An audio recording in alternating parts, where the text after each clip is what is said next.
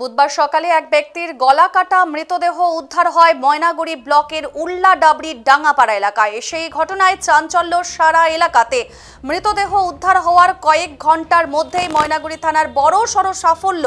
জানা গেছে অমল রায়ের খুনের ঘটনায় মূল অভিযুক্তের বাড়ি বানারহাটের পূর্ব দুরামারি এলাকায়। ওই যুবকের নাম বিবেকানন্দ রায়। ওই যুবক দীর্ঘ কয়েক বছর ধরেই মৃত অমল রায়ের বাড়িতে যাতায়াত ছিল তার। কিছুদিন আগে মৃত অমল রায়ের বাড়িতে ওই যুবকের যাওয়া আসাকে কেন্দ্র করে পরিবারের মধ্যে হয় অশান্তি। সেই সূত্র ধরেই ময়নাগুড়ি থানার পুলিশ ও ধূপগুড়ি থানার পিসি পার্টির অফিসার, বানারহাট থানার ভিলেজ পুলিশ এবং ডাউকিমারি ফাঁড়ি থানার পুলিশ ওসি সহ টিম বানারহাট এলাকা থেকে পূর্ব দুরামারি এলাকার যুবক বিবেকানন্দ রায়কে পুলিশ আটক করে ময়নাগুড়ি থানায় নিয়ে এসেছে।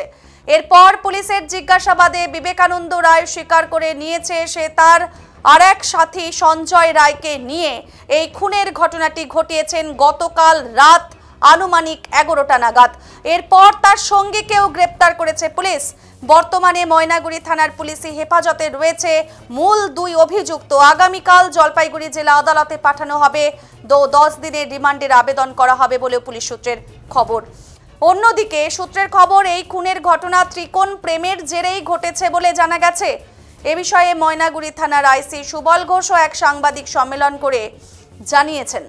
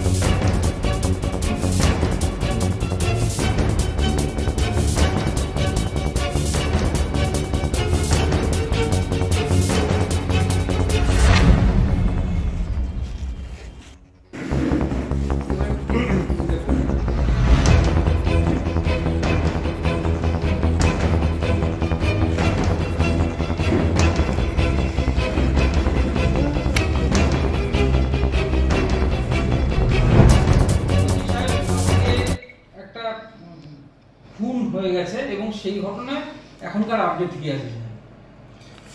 আমরা সকালবেলা 5:30টার দিকে আমাদের এক সিভিক যারা মর্নিংয়ের ডিউটি করে বিভিন্ন জায়গায়, আমাদের একজন সিভিক একটা খবর দেয় যে ময়নাগুড়ি রোড স্কুল যে আছে সেই স্কুল থেকে প্রায় 150 থেকে 200 মিটার দূরে ঠিক রাস্তার পাশে একটি মৃতদেহ পড়ে আছে, তার গলাটি কাটা আছে। সেই খবর পাওয়ার সঙ্গে সঙ্গেই আমাদের টিম চলে যায়, আরটি ভ্যান চলে যায় এবং কিছুক্ষণের মধ্যে আমিও চলে যাই। সেখানে গিয়ে আমরা দেখতে পারি একটি মৃতদেহ আছে, তার বয়স আনুমানিক 40 থেকে 45-এর মতো হবে। আমরা ওখান থেকে তারপরে বডিটি ওখান থেকে শিফট করার পরে সেখানে আমরা কর্ডন করি, বিভিন্ন আমাদের যে সমস্ত ফর্মালিটিস আছে সেগুলো আমরা করি। সেখানে আমরা আরেকটা জিনিস পাই যে একটি সাইকেল, সেই সাইকেলের মধ্যেই একটি ব্যাগ, যেই ব্যাগের মধ্যে কিছুটা আটা এবং কিছুটা ছোলা রয়েছে। কিছুক্ষণের মধ্যে লোকজনের সঙ্গে কথা বলতে বলতেই সেই ব্যক্তিকে আমরা আইডেন্টিফাই করতে পারি। আইডেন্টিফাই করে দেখা যায় যে সেই লোকটির বাড়ি ওখান থেকে প্রায় 150 মিটার দূরে।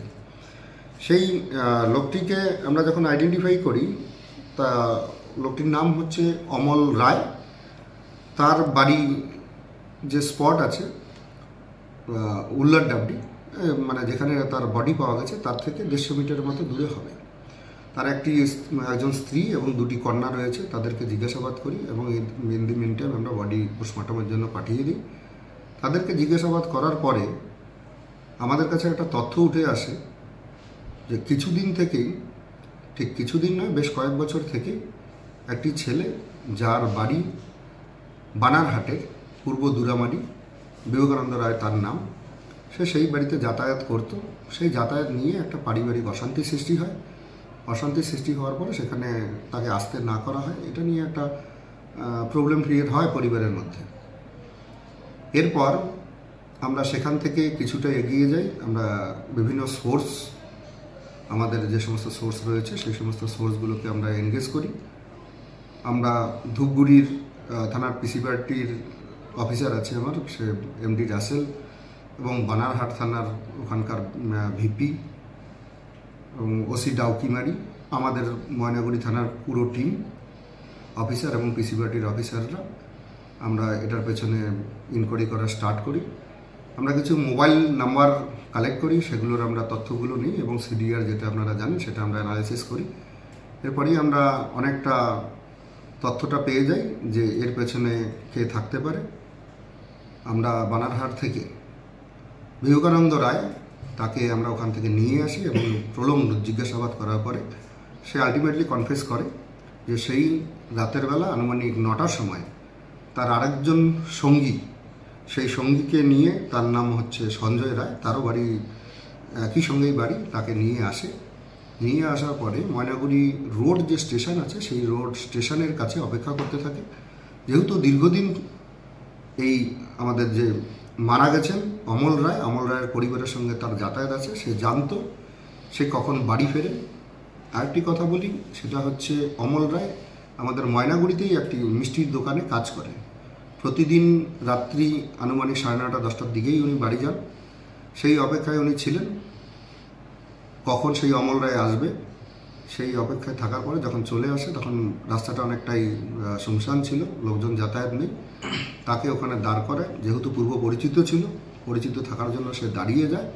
সেই সুযোগ নিয়েই তার গলায় একটি ছুরি দিয়ে তাকে গলা কেটে সেখানে ফেলে দেয়। স্যার, একটা দেহ